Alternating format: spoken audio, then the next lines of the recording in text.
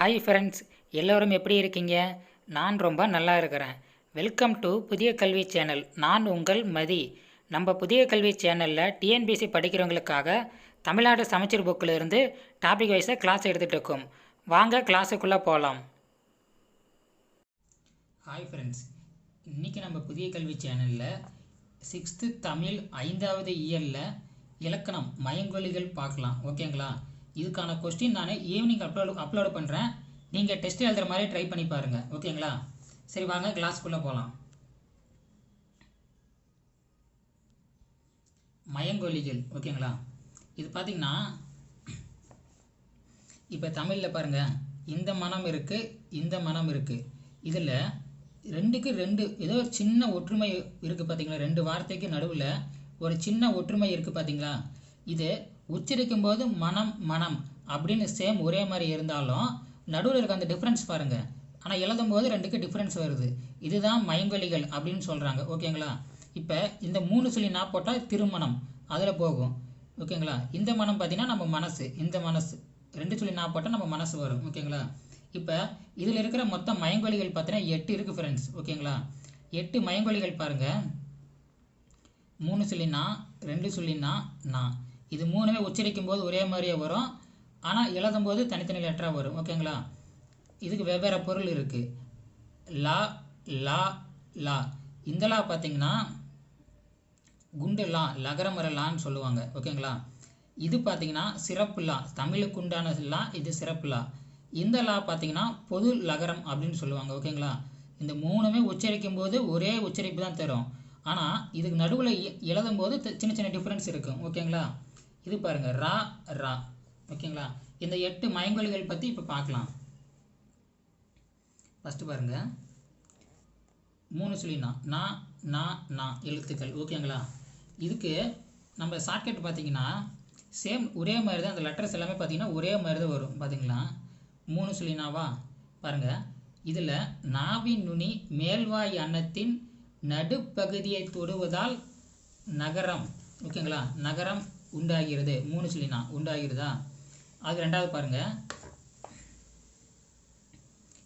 2 சொல்லினா நாவின் நுனி மேல்வாய் அன்னத்தின் முன்பகுதியை தொடுவதால் நகரம் 2 சொல்லினா பிறக்கிறது. ஓகேங்களா? மூணாவது பாருங்கள், நாவின் நுனி மேல்வாய் பல்லின் அடிப்பகுதியை தொடுவதால் நகரம், இந்த நகரம் பிறக்கிறது. ஓகேங்களா? இந்த 3க்குமே டிஃப்ரென்ஸ் பார்த்தீங்கன்னா நாவின் நுனி மேல்வாய் எண்ணம் இது எல்லாமே ஒரே மாதிரி தான் வரும். ஓகேங்களா? இதில் நடு முன் அடி. ஓகேங்களா?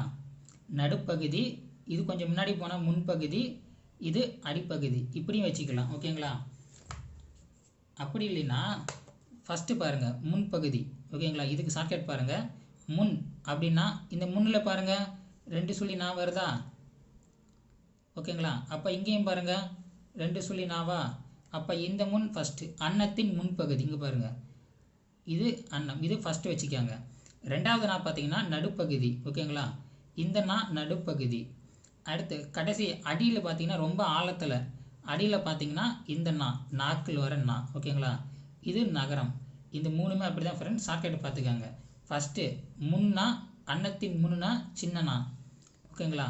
அடுத்து நடுப்பகுதினா இந்த 3 சொல்லினா. ஓகேங்களா? அதுக்கு அடுத்தது அடிப்பகுதி அப்படின்னா இந்த சொல்லினா, நானா அடிப்பகுதி போயிடுது. இப்போ இது கீழே பாருங்களேன், இட்டு இன்னு இத்து இந்து இரு இன்னு ஆகியவை இணை எழுத்துக்கள் அப்படிங்கிறாங்க. ஓகேங்களா? இதுக்கு ஒன்றும் பெருசாக டிஃப்ரென்ஸ் இல்லை ஃப்ரெண்ட்ஸ். பாருங்கள், நம்ம ஃபஸ்ட்டு 6th பார்த்தோம்ல, ஃபஸ்ட் லெசனில் வல்லினம் மெல்லினம் இடையினம் பார்த்துக்காங்க. இது ஃபுல்லாகவே வச்சு தான் நம்ம இலக்கணம் ஒவ்வொன்றும் பார்க்க நமக்கு எல்லாமே இதை வச்சு தான் நம்ம ஷார்ட்கட் பார்க்க போகிறோம். ஓகேங்களா? ஃபஸ்ட்டு வல்லின எழுத்து பாருங்கள், கசட தபர, கசட தபர. ஓகேங்களா? மெல்லின எழுத்து ஞனன நமன. ஓகேங்களா? இப்போ இதில் பாருங்கள், டாக்கு நேரம் நான் இருக்கா, தாக்கு நேரம் நான் இருக்கா, இந்த பாவை வராது. ஓகேங்களா? ராக்கு நேரம் நான் இருக்கா, இதுதான் இவங்க இணை எழுத்துக்கள் சொல்கிறாங்க. டா அதுக்கு நேரம் இன்னு இத்து இது. ஓகேங்களா? இப்போ இது ஃபுல்லாகவே கசடாத பண்ணால் மேலே இதெல்லாம் மெய் எழுத்துக்கெல்லாம் புள்ளி வச்சுக்கணும். ஓகேங்களா? புள்ளி வச்சுட்டாங்க. இந்த 3 எழுத்துக்களுக்கு பாருங்களேன், அவங்க என்ன சொல்கிறாங்கன்னா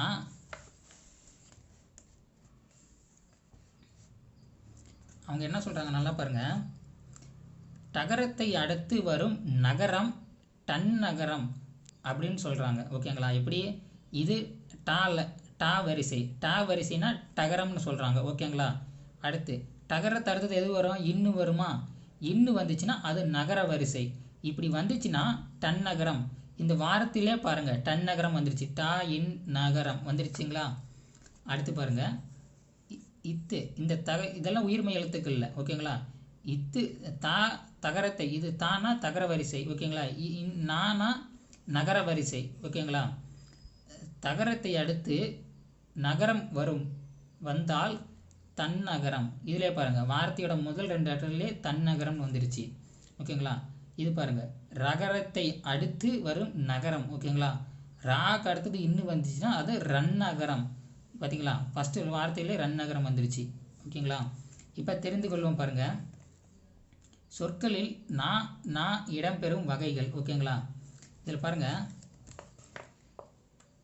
இந்த எக்ஸாம்பிளுக்கு இது கொடுத்துருக்குறாங்க. டா என்னும் எழுத்துக்கு முன் இன்னு வரும். ஓகேங்களா? டா என்னும் எழுத்துக்கு முன் இரு வந்துச்சுன்னா கண்டம், வண்டி, நண்டு. ஃபஸ்ட்டு பாருங்கள் முன் இன் வருதா? இன்னு வந்துருச்சு. அதுக்கப்புறம் டகரம் வருது, டா லைன் வருது. இன்னு நகரம் வருது, அதுக்கப்புறம் டா லைன் வருது. ஓகேங்களா? நண்டு இன்னு வருது, அப்புறம் டா லைன் வருது. ரா என்னும் எழுத்துக்கு முன் இன் வரும். ஓகேங்களா? மன்றம் இன் வருதுங்களா? நன்றி ஃபஸ்ட்டு நகர வரிசை, அப்புறம் ரகர வரிசை. நகர வரிசை கன்று, நகர வரிசை. ஓகேங்களா? அடுத்தது இதில் இருக்கிற சில எடுத்துக்காட்டுகள் பாருங்கள்.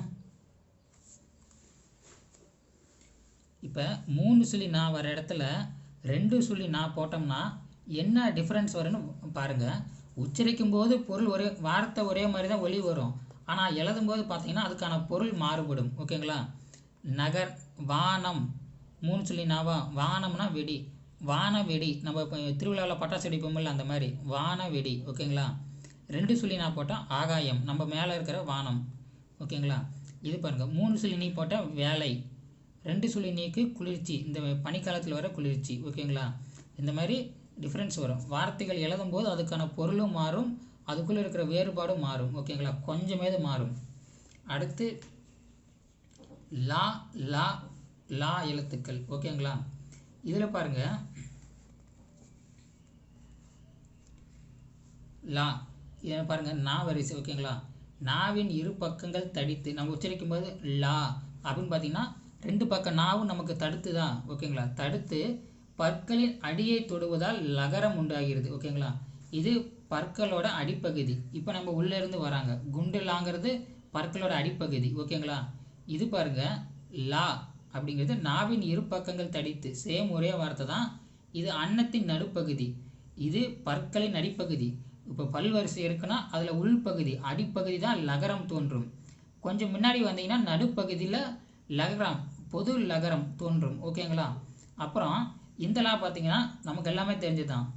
நாவின் நுனிப்பகுதி 2 அந்த சிறப்பு லாவை உச்சரிக்கும் போது நம்மளுடைய நாக்கு அப்படியே வளைஞ்சி அப்படியே நம்மளுடைய மேலெண்ணத்தை லகரம் வருடுவதால் லகரம் தோன்றும். ஓகேங்களா? இதுக்கு இந்த லாக்கு பொது சிறப்பு லகரம் அப்படின்னு சொல்லுவாங்க. தமிழுக்கு இந்த லா தான் சிறப்பான லா அப்படின்னு சொல்லுவாங்க. ஓகேங்களா? இதுக்கு 3மே ஷார்ட்கட் பார்த்துக்கோங்க. இந்த ஃபஸ்ட்டு 2க்குமே குண்டு லா, லகரம்னா லட்டுக்கு வர லகரம்னா அடிப்பகுதி. ஓகேங்களா? பற்களின் அடிப்பகுதி, நல்லா அடிப்பகுதியில் வச்சு லட்டு சாப்பிடுவோம். இந்த லா பொது லகரம்னா நடுப்பகுதி. ஓகேங்களா? அடுத்து இந்த லானா சிறப்பு லகரம். இது கொஸ்டின் பார்த்துக்கோங்க. பொது லகரம் என அழைக்கப்படுவது இந்த லான்னு கேட்பாங்க. சிறப்பு லகரம்னா இந்த லா. ஓகேங்களா? இதுக்கு பொருள் வேறுபாடு பாருங்கள். விலை அப்படின்னா பொருளின் மதிப்பு. ஓகேங்களா? நம்ம ஒரு பொருள் வாங்கும்போது விலை சொல்கிறாங்களோ அந்த விலை. இந்த விலைனா உண்டாக்குதல். ஓகேங்களா? இந்த விலைனா விரும்பு. ஓகேங்களா? இது மட்டும் நல்லா பார்த்துக்கோங்க. ஏன்னா இதெல்லாமே நம்ம நார்மலாக யூஸ் பண்ணுறது தான். இந்த இலைனா செடி கொடியில் வர இலை. இந்த இலைனா என்னடா உடம்பு மெலிஞ்சிக்கிட்டே போகுது அப்படின்னு சொல்லுவாங்கள்ல அந்த லா. ஓகேங்களா? இந்த சிறப்பு லா வந்துச்சுன்னா நூல் இலை. ஓகேங்களா? நூல் நம்ம கோக்குறோம்ல அந்த நூல் இலை. அடுத்து ரா ரா எழுத்துக்கள். ஓகேங்களா? இது பாருங்க, நாவின் நுனி மேலெனத்தில் முதல் பகுதி. ஓகேங்களா? முதல் பகுதியை தொட்டு வருவதால் ரகரம். இது பாருங்க முதல் பகுதி. ஓகேங்களா? மீது எல்லாமே சேமாக வரும் ஃப்ரெண்ட்ஸ். இது முதல் பகுதி. இது இடையில் வர்றதுனால இது இடையென ரகரம் அப்படின்னு சொல்கிறாங்க. ஓகேங்களா? அடுத்து இந்த ரா பாருங்க, நாவின் நுனி மேலெண்ணத்தில் மையப்பகுதி. ஓகேங்களா? இது முதல் பகுதி. ரானா முதல் பகுதி, ரானா மையப்பகுதி, மீது எல்லாமே சேதம் வரும். இந்த ரா பார்த்தீங்கன்னா இந்த வல்லினம் சொல்கிறோம்ல, கசட தபர, அதில் ரா. அப்போ இது என்ன வல்லின ரான்னு சொல்லுவாங்க. ஓகேங்களா? இது வல்லின வார்த்தையில் வர ராங்கிறதுனால வல்லின ரகரம். இது மெல்லின வார்த்தையில் சரி இடையின வார்த்தையில் எரல வரல இடையின வார்த்தையில் வரதுனால இது இடையின ரகரம் அப்படின்னு சொல்கிறாங்க. ஓகேங்களா?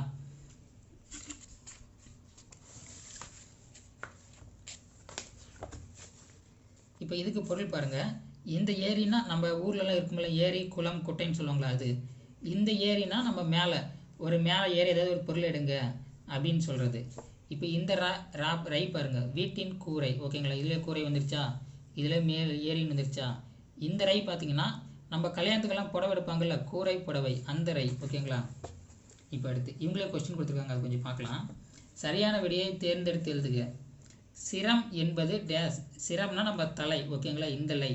இந்த லை பார்த்தீங்கன்னா நம்ம இதில் இலக்கணங்கள் வர லை. ஓகேங்களா? தசை அந்த இதெல்லாம் வருமில்ல, அது.